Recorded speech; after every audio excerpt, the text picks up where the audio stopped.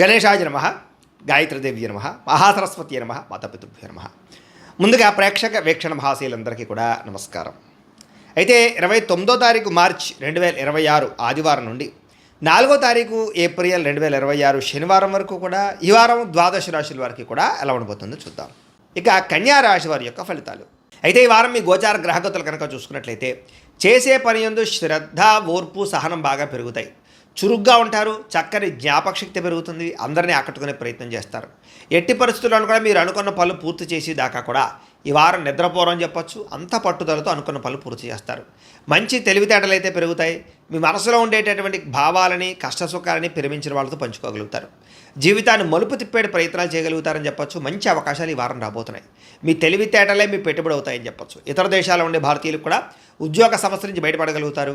విదేశీ ప్రయాణాలు లాభిస్తాయి, వీసాలు మంజూరవుతాయి, H1B వీసాలు పికప్ అవుతాయి. వివాహం కోసం ప్రయత్నం చేసేవారికి ఇబ్బందులు తొలగుతాయి. వివాహ యోగం బ్రహ్మాండంగా కనపడుతోంది.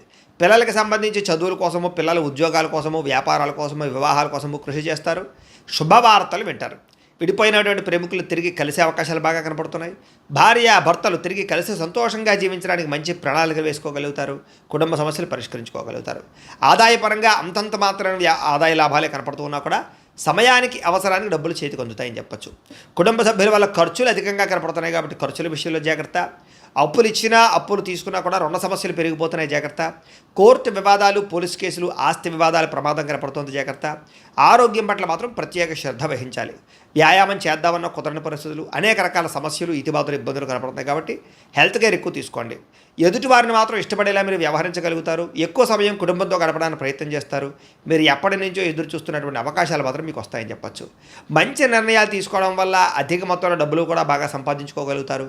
కుటుంబంలో ఉండేటటువంటి పెద్దవారి వల్ల మీకు ధనలాభం కూడా కనపడుతోంది, లేదా ఆస్తులు సంక్రమించే అవకాశాలు ఉన్నాయి.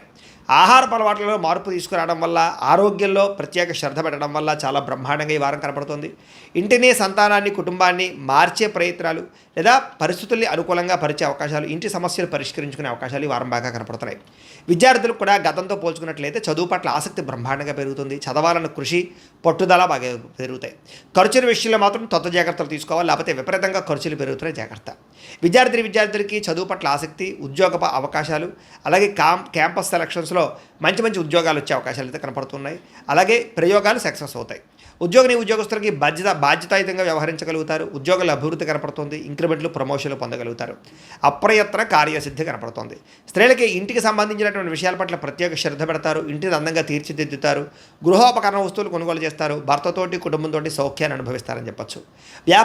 వ్యాపారంలో అద్భుతమైన వ్యాపార లాభాలు కనపడుతున్నాయి. బాగా కష్టపడతారు.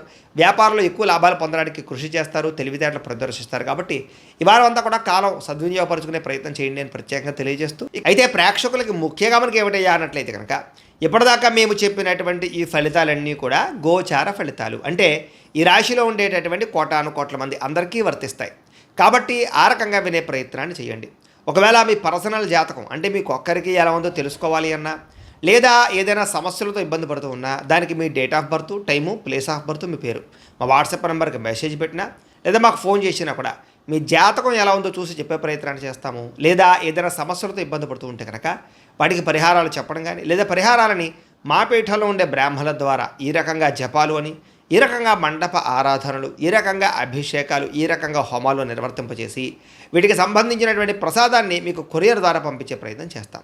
లేదా మీరు స్వయంగా వచ్చి పాల్గొన్నా కూడా మీ చేతి కార్యక్రమాలు కూడా మా పీఠంలో ఉండే బ్రాహ్మణుల ద్వారా నిర్వర్తింపచేసే ప్రయత్నం చేస్తాము అని తెలియజేస్తూ, అలాగే మీలో ఎవరికైనా సరే పూర్తి జాతకం ఈ రకంగా పుస్తకం రూపంలో కావాలన్నట్లయితే కనుక దానికి కూడా మీ date of birth, time, place of birth, మీ పేరు మా వాట్సాప్ నెంబర్కి మెసేజ్ పెట్టినా, లేదా మాకు ఫోన్ చేసినా కూడా మీ జాతకాన్ని మీ ఈ రకంగా రాసి ఇలా కంప్యూటర్లో ఈ రకంగా DTP చేయించి, ఈ రకంగా పుస్తకం రూపంలో బైండింగ్ చేయించి ఈ పుస్తకాన్ని మీకు కొరియర్ ద్వారా పంపించే ప్రయత్నం చేస్తాం.